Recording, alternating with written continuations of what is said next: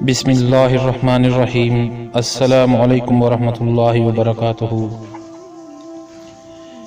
کہہ سکتے ہیں کہ شاپنگ کرنے میں ہمیشہ سے ہی سستی اور کاہلی کا شکار رہا ہوں۔ میرے لیے شاپنگ امی جی یا بڑے بھائی ہی کرتے ہیں اکثر۔ آج محلے میں رہنے والا ایک بچپن کا دوست ملا اور کہنے لگا، جہانگیر بھائی کچھ کپڑے لینے ہیں، آپ ساتھ چلیں گا؟ پہلے تو میں نے منع کیا، مجھے بازاروں میں بلا وجہ جانا ویسے ہی پسند نہیں، پر پھر یاد آیا کہ امی نے کب سے چپل خریدنے کا کہا ہوا تھا، تو سوچا چلو اچھا ہے، سنگ مل گیا۔ میں نے اسے وہیں کھڑا رہنے کا کہا اور گھر جا کر پیسے لیے اور پھر ہم دونوں بازار کی طرف چل پڑے۔ ہمارا محلہ کراچی کا ایک دیہاتی لگتا ہے مجھے، یہاں نہ تو آس پاس کوئی خاص آبادی ہے اور نہ کوئی بازار وغیرہ۔ خیر بازار پہنچ کر پہلے جناب کے لیے پینٹ شرٹ خریدنے لگے۔ بہت بڑا مال تھا یہ اور عجیب و غریب دکانیں، اتنی بڑی دکان تھی کہ تمام مرد و زن یہیں امڈ آئے تھے۔ باہر دکان پر ایسا ہی رش تھا، لہٰذا میں تھوڑا پرے ہو کر کھڑا ہو گیا اور مختلف چیزوں کو دیکھنے لگا کہ اسی آسنا میں میرے کانوں میں سے کچھ ایسے جملے ٹکرائے جنہوں نے مجھے اپنی طرف متوجہ کر لیا۔ بھائی پچھلی بار بھی آپ نے جو برقع دیا تھا اس کی فٹنگ بہت خراب تھی، اور پھر آلٹر کرنے سے برقعے میں وہ بات نہیں رہتی ہے، یہ کیا برقعے کی فٹنگ ہوتی ہے؟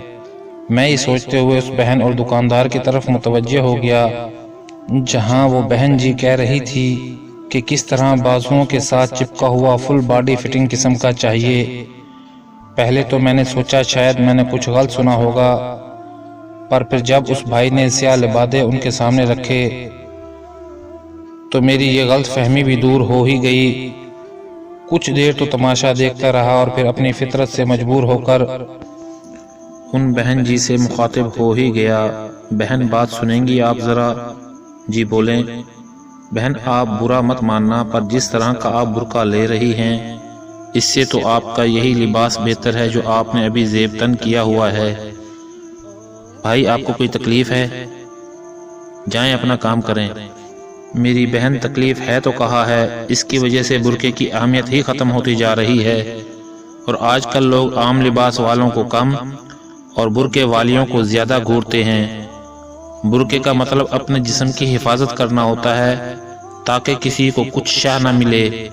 لباس ہمیشہ ڈھیلا ڈھالا ہی پہننا چاہیے عورت کو۔ آپ بہن ہیں اس لیے بہن سمجھ کر ہی سمجھایا۔ مولوی صاحب آج کل یہی فیشن چل رہا ہے، پتہ نہیں آپ کون سی دنیا میں رہتے ہو، جاؤ اپنا کام کرو۔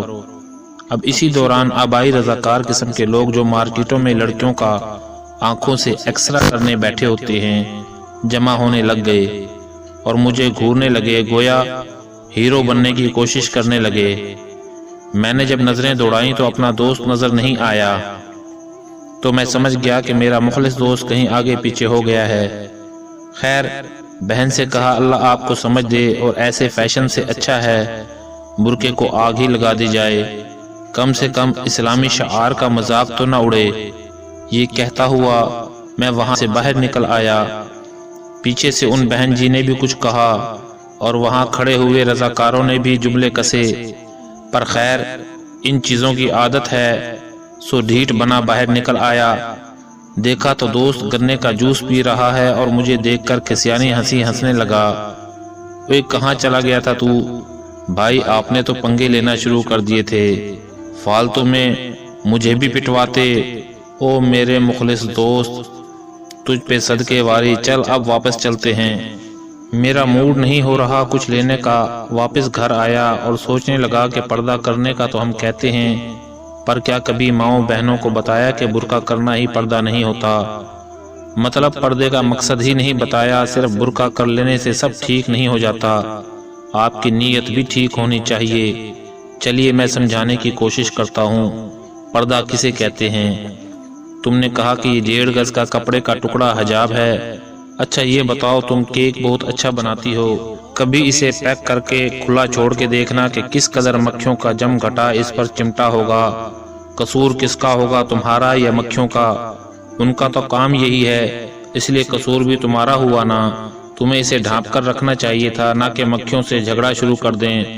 اگر ہم بےہودہ فیشن زدہ برقعے میں باہر نکلیں گے، اور برقع بھی ایسا جو دوسروں کو اپنی طرف متوجہ کرے اپنی خوبصورتی اور فیشن کی وجہ سے، تو ہم کسی کی نگاہوں پر پابندی لگانے کے مجاز نہیں ہیں کہ کسی نے ہمیں کس نگاہ سے کیوں دیکھا۔ جب آپ نے خود کو پبلک کے لیے اوپن کر دیا، اب ان کی حرکتوں پر چیخ و پکار کیسی ہے؟ اچھا یہ بتاؤ، کبھی تم نے آرٹیفیشل جیولری کو دیکھا ہے جو ہر دکان پر بالکل سامنے ہی پڑی ہوتی ہے؟ جس نے نہیں خریدنی ہوتی وہ بھی چھوتا جاتا ہے، بس یوں ہی گزرتے گزرتے، اس لیے کہ سامنے ہی پڑی ہوتی ہے، خود ہی اپنی چمک دمک سے دعوت دے رہی ہوتی ہے، ہر ایک کی پہنچ میں تو ہوتی ہے، مگر کیا کبھی گولڈ اور ڈائمنڈ کی شاپ پر دیکھا کہ ہر ایک جا کر وہاں سے کچھ اٹھا لے، کسی چیز کو چھو لے؟ نہیں نا، بلکہ وہاں صرف وہ جاتا ہے جو اس کا حقیقی حقدار اور لینے والا ہوتا ہے۔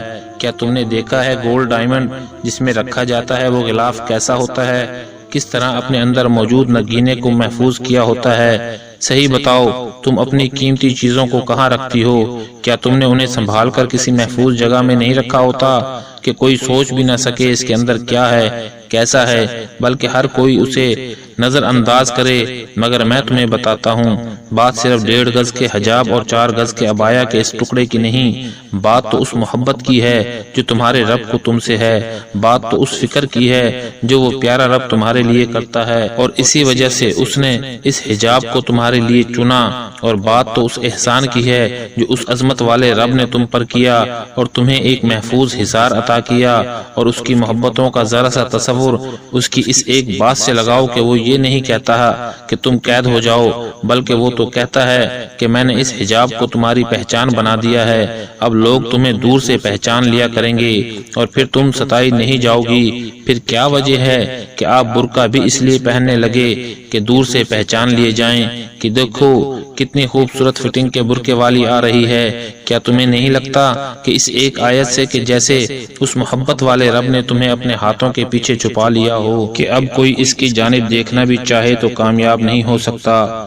کیا تمہیں نہیں لگتا کہ اس نے تمہیں اس دنیا کی سب سے قیمتی چیز بنایا، اتنی قیمتی جس تک ہر ایک کی پہنچ نہیں، جس کا اصل حقدار ہی صرف اس تک رسائی حاصل کر سکتا ہے؟ سوچو، اس نے تمہیں کسی بھی ہیرے سے زیادہ قیمتی بنایا جسے غلافوں میں محفوظ رکھا جاتا ہے، تو کیا یہ اس ہیرے کے ساتھ ظلم ہوتا ہے کہ اس کی حفاظت کی جائے؟ اگر کہیں اس ہیرے کو کھلا پھینک دیا جائے تو تمہارے خیال میں کتنے دن وہ اپنی اصل حالت پر رہ پائے گا؟ یا اگر ہیرا اس طرح اپنی نمود و نمائش ہر جگہ کرنے لگے تو اس کی پاک بازی کب تک محفوظ رہ پائے گی؟ بہن، اگر فیشن کرنا ہی ہے تو پھر برقعے کو چھوڑو، یہ منافقت کیسی؟ منافق بندہ مشرک سے بھی برا ہوتا ہے۔ برقعے کی اہمیت اور قدر پر سوالیہ نشان نہ بنو، یہ ایک عزت اور فخر ہے، نہ کہ مجبوری جسے تم اپنی مرضی سے کسی بھی طرح بگاڑتی جاؤ۔ والسلام ورحمۃ اللہ وبرکاتہ۔